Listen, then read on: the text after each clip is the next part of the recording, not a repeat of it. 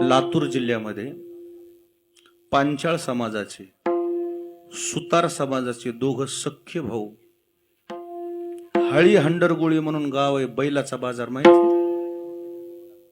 माणसं म्हणतात ना, बैल आणले म्हणले कुठून, कोणत्या बाजारातून? हाळीच्या. तिथं पांचाळ समाजाचे दोन सख्खे भाऊ संत होते. संत काय होते? सख्खे भाऊ संत होणं हे थोडंसं अवघडच आहे बरं का सूत्र. एखादा संत होणं साहजिकच आहे, परंतु त्या घरात दोघे भाऊ संत झाले. विशेष म्हणजे त्या दोन्ही भावाची समाधी पंढरपूरच्या पांडुरंगाच्या मंदिरात आहे. कुठे? आणि अजूनही त्यांचं काम जिवंत आहे, त्यांचं काम शिल्लक आहे. आताही पंढरपूरच्या मंदिरातलं जे लाकडी मंडप आहे ना, आत प्रवेश केल्या नामदेव पायरी, त्या दोघा सख्ख्या भावाने ती कारागिरी केलेली आहे. शिल्पकार आहेत त्यांनी बांधले. काय फार जुना इतिहास सांगत नाही मी, हजारो वर्षापूर्वीच. आजही त्यांचं काम शिल्लक आहे, सागवानी काम आहे. त्या कामाचा त्या दोघाही भावांनी, त्या भावंडांनी एकही रुपया मोबदला घेतलेला, फक्त सेवा म्हणून केलेली. आणि ते निरपेक्ष असल्यामुळे त्यांच्यावर तसे संकटही भरपूर आले, त्यांच्या परीक्षा बी झाल्या, पण त्या परीक्षेमध्ये ते पास झाले.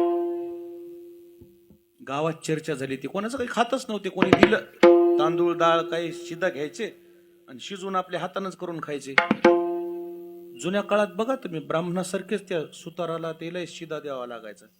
वाणी समाज त्यांना म्हणजे ते चांगले ते हे होते असे. कोणी हॉटेलमध्ये जेवायचे नाही, कोणा लग्नात जेवायचे नाही, ते शिदा द्यावा लागायचा. म्हणजे ते सोहळ्यात थोडक्यात सांगायचं ते कसे राहायचे, चांगले होते वागायला.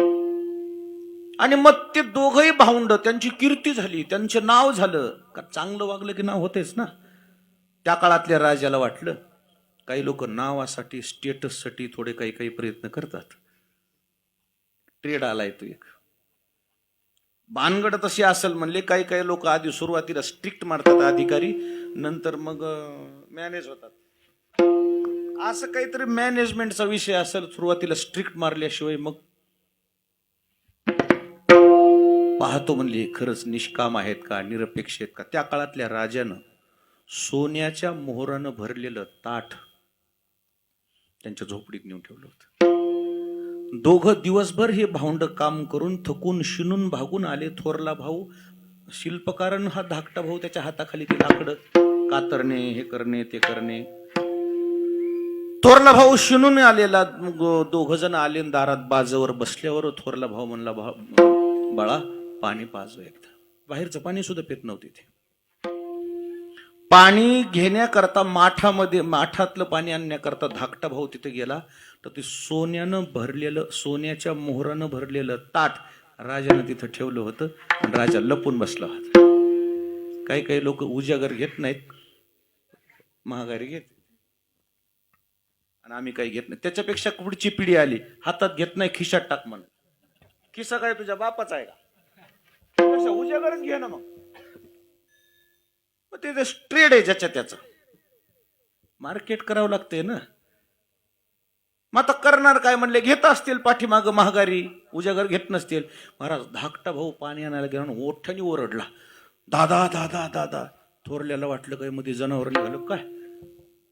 अरे झालं काय दादा, इथं घाण कोणी केली की म्हणले. अरे बाबा अज्ञानी आहे करणारा, तू ज्ञानीच नाही. एखादं पत्र आण, टर्पल आण नारळाचं, भरून पत्रानं भेऊन उकंड्यावर टाकून दे ना.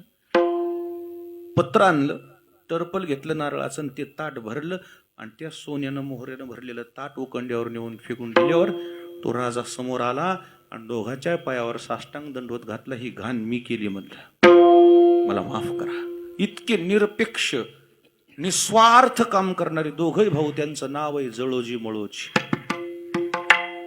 काय काम केलं त्या दोघा भावंडांनी. शेवटी पंढरपुरात राहिल्यामुळं सोयरिकी झाल्या. सोयरिकीमध्ये एक जणाची सासरवाडी पश्चिम महाराष्ट्र आणि एक जणाची सासरवाडी मराठवाडा. फाटाफूट झाली दोघाची, ताटातूट झाली. ताटातूट झाल्यावरती म्हणायचे, दादा आपण एका माईच्या लेकर, असे इतकी दिवस सोबत राहिले ना, आता कसं भेटी, आपण दशमीला येत जाऊ म्हणली दर महिन्याच्या. दर महिन्याच्या वारीला काय करत जाऊ, भेटत जाऊ. मग असे भेटायचे, भेटीगाठी व्हायच्या. दादा आपल्या वाऱ्या चालू आहेत, पण पुन्हा आपली जर काही करता काही झालं तर वारीमध्ये काही अंतर पडलं, वारीमध्ये काही व्यक्ती आला तर कसं समजायचं आपली वारी सुरू आहे की नाही सुरू आहे. थोरल्या भावानं सांगितलं, बघ म्हणले, दशमीला तू माझी वाट बघायची. कधी वाट पाहायची? आणि जर या वेळेला मला एकही तास उशीर झाला तर समजायचं मी गंध लावू नको म्हणले, सुतक पडलं म्हणले. गंध लावायचा. थोरला भाऊ सांगून गेला दुसऱ्या वारीला, धाकटा भाऊ आला वारीत. 1 तास झालं, चंद्रभागेला स्नान करून वाळवंटात बसले. दादा कसा येईन, दादा कसा येईन. गंध लावाव की नाही दादा म्हणला होता, वाट बघितलं, इतक्यानंतर आलो तर समजायचं मी. काय झालं महाराज, 2 तास वाट बघत गंधच लावला नाही. दुसऱ्या तासानंतर तिकडून मड आलं भावाचं. याला म्हणतात वारकरी. वारीला आला म्हणून तरी समजाव, नाही तर मेला म्हणून तरी समजाव. विठाला विठाला.